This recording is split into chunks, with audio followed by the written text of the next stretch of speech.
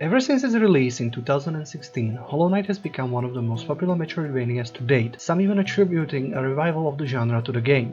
Its mother studio, Studio Cherry, has also earned a lot of respect, being made up of only 3 people who were originally making the game into a simple game jam flick, but it quickly outgrew itself into the project we know today. I will be reviewing the game and judging its different aspects and how well they perform together to form a unique experience, as well as setting a final score for the game. Now without further ado, let's get into it!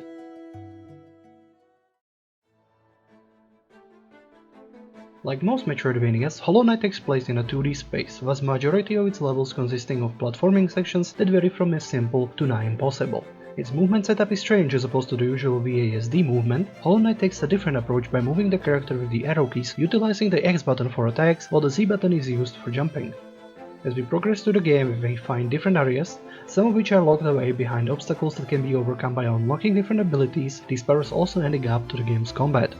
Besides permanent abilities, the game also features a charm system that allows players to discover and equip different talismans that give unique abilities or enhance already existing ones, as well as provide a variety of unique effects.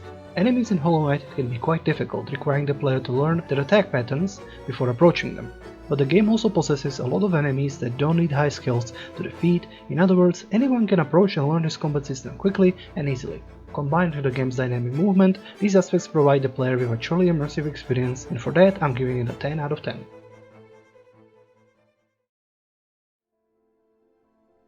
Hollow Knight's maps take on a wild variety when it comes to aesthetics, from the dull grey of the Forgotten Crossroads to the colorful greens of Green Path. The game's simple art style allows for unique backgrounds that stand out and evoke emotions reminiscent of old movies like the Japanese classic Angel's Egg.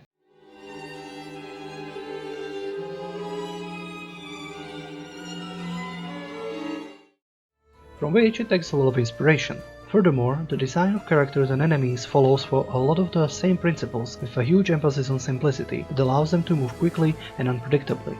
The art of Hollow Knight tries and succeeds to pull us into its world, making itself iconic in many ways. When we see its art style, we think of the game, and for that I'm giving it a 10 out of 10.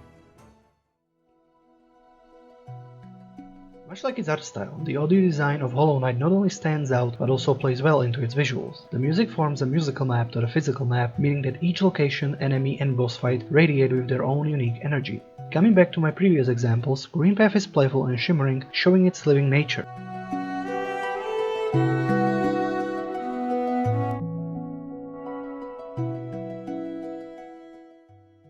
While the Forgotten Crossroads are more somber yet filled with anticipation.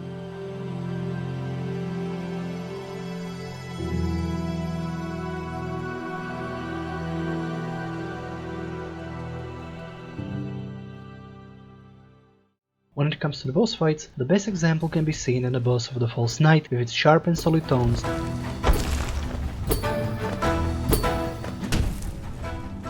as opposed to the regal thrum of the Mantis Lords.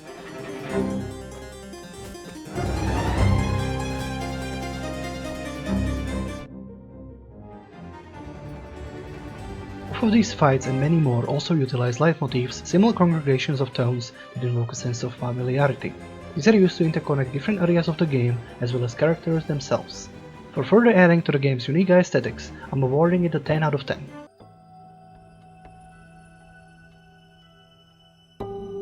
Much of Hollow Knight's story is shrouded in mystery, which the game doesn't give out easily, and a lot of it is implied and hidden behind item descriptions. Lovers of cutscenes and deep dialogues will not find their ground, as the game's characters talk in many different languages, their written dialogues presenting us only with little tidbits of information. Drossiek Halimo.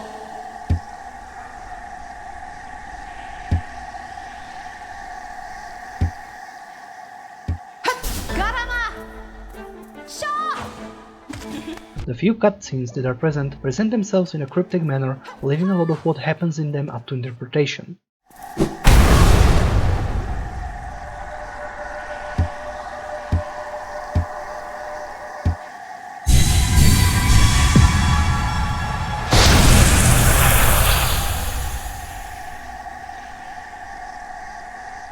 For new players, a lot of what happens in the game may not make sense unless they seek out external sources like YouTube or Wikipedia, or by paying attention and exploring every nook and cranny the game has to offer.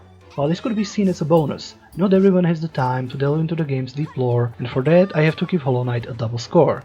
10 out of 10 for people who enjoy mysteries, and 7 out of 10 for those who don't.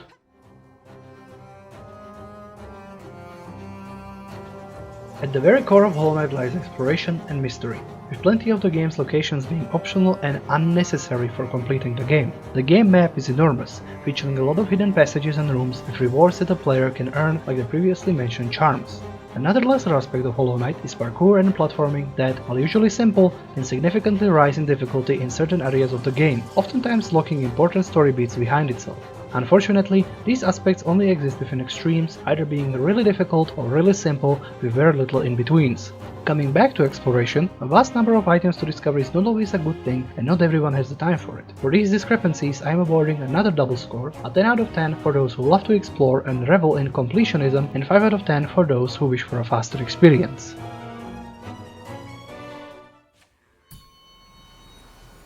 While amazing on their own, the different aspects of Hollow Knight come together to form a masterpiece of a game that immerses the player and presents them with a fun and charming experience.